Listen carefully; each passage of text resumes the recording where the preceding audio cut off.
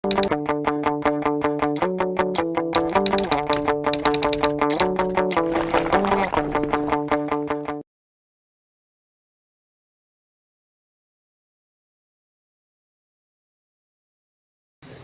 sesión clínica trata sobre psicofármacos, bueno, en la atención primaria, en embarazo y puerperio. No son conceptos muy profundos ni muy complejos, son algo que debe tener presente, yo creo, cualquier médico de atención primaria. Y nada, que comienzan a partir de un caso clínico en una paciente embarazada de 32 años, que bueno, llega a consulta para hacer una analítica enfocada a eso, a un test de embarazo, resulta algo positivo. Y la paciente tomaba psicofármacos, era una benzodiazepina de vida media larga, que era el Tezepam, y la sertralina, un inhibidor de la recaptación de serotonina.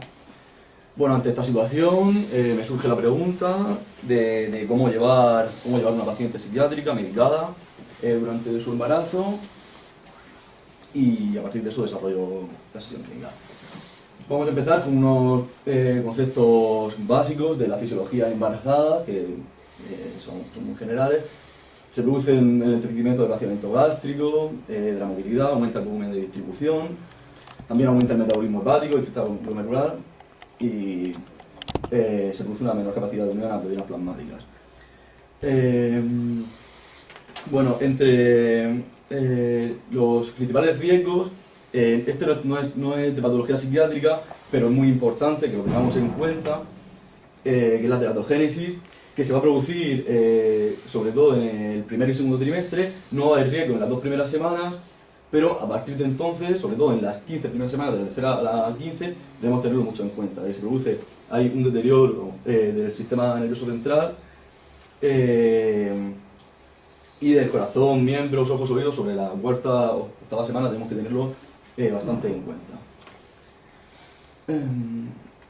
Bueno, ahora sí, los riesgos ya enfocados en una paciente psiquiátrica, porque con los psicofármacos en embarazada debemos jugar siempre entre el riesgo de una paciente sobremedicada, los efectos perjudiciales que puede tener, y el riesgo de una conducta en una paciente infratratada. Realmente eso es lo que debemos tener siempre presente, este balance. En una paciente psiquiátrica inframedicada hay problemas, como que hay tendencias al consumo de drogas ilícitas, de consumo de alcohol, tabaco, sobre todo en pacientes con trastorno bipolar, esquizofrenia, son propensas a actividades, conductas promiscuas, por lo que esto le va a dar una propensión mayor a contraer enfermedades de transmisión sexual. También exposición a violencia física, que puede secundariamente afectar a la salud del feto, disminución de los cuidados prenatales, que va a llevar un menor aporte nutricional, que también va a influir en el desarrollo, vale, etc. Luego, entonces, aquí entramos en los riesgos, sobre todo lo que he dicho antes, los riesgos de tratamiento con psicofármacos, con algunos psicofármacos, que van a ser riesgos sobre todo de toxicidad o síndrome de abstinencia en el feto neonato, riesgos para la mujer embarazada, que se producen cambios fisiológicos de la gestación, este que tenemos presente, y los riesgos de lo que hemos hablado antes, de las conductas que va a tratar un infratratamiento, una mujer infratratada, que van a ser los riesgos los riesgos propios que entrañan no tratar una enfermedad mental.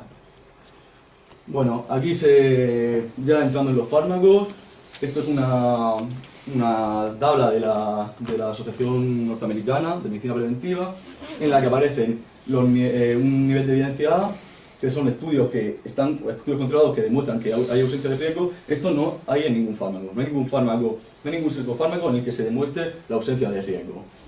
Luego, nivel B, en que no hay evidencias de riesgo, tenemos los ISRS y los antipsicóticos actínicos. Luego, en nivel C, en los que son principalmente estudios en animales, por lo tanto el riesgo en humanos no se ha calculado. Tenemos IMAOs, antipsicóticos típicos y antidepresivos heterocíclicos. Y luego el nivel D, que este es el que tenemos que tener más presente, en el que sí hay evidencias de riesgo. tenemos la benzodiazepina sobre todo, algunos antidepresivos tricíclicos, valproato y litio. Y luego un punto aparte, que es el nivel X, que entra en algunos de los fármacos anteriores, que es riesgo de teratogenicidad. Tenemos sobre todo las benzodiazepinas. Bueno, ahora voy a comentar las benzodiazepinas y luego los ISRS y algunos duales. La benzodiazepina, debemos tener presente que es un fármaco que por su composición química atraviesa la barrera hematoplacentaria, por lo que siempre que podamos va a ser preciso que disminuyamos las dosis o que las eliminemos. Alternativas, tenemos técnicas de relajación, psicoterapia y bueno. Siempre que podamos vamos a tener que utilizar fármacos como el lorcepano o clonazepam, ya que son los que menos interacciones van a tener. Algunos, y ojo con algunos como el alprazolam, triazolam, diazepam, porque están asociados con el síndrome de abstinencia en el feto, por lo que la retirada debe ser gradual. Bueno, también en el diazepam es el más relacionado con el síndrome de floppy infant, que es un síndrome de hipotonía en el feto, por lo que también lo tenemos que tener en cuenta. Y saber, bueno, que a dosis altas se producen, es posible que se produzca depresión respiratoria, riesgo de asfixia grave y el desarrollo postnatal alterado por benzodiazepina va a tener una disminución de los reflejos del feto, un déficit de memoria o dificultades en el posterior aprendizaje. Los ISRS, bueno, los más estudiados, los que más estudios se han hecho en relación a sus efectos secundarios en el embarazo han sido la fluoxetina, sertralina y citalopram, pero como hemos dicho antes, son un nivel de evidencia B, por lo que no hay evidencia de su riesgo, pero teniendo en cuenta que no hay estudios controlados. Por lo que debemos tenerlo en cuenta.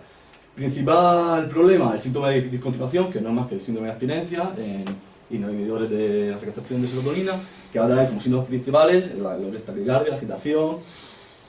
Y esto hay que tenerlo especialmente en cuenta en los inhibidores de acción corta, como es la paroxetina. Duales, venlafaxina y clozapina son los de los pocos que se han hecho estudios. No son estudios en humanos, es categoría C, hay estudios en animales, que sí, en esto sí han habido casos de recién nacidos de bajo peso, aumento de recién nacidos muertos y en los primeros días.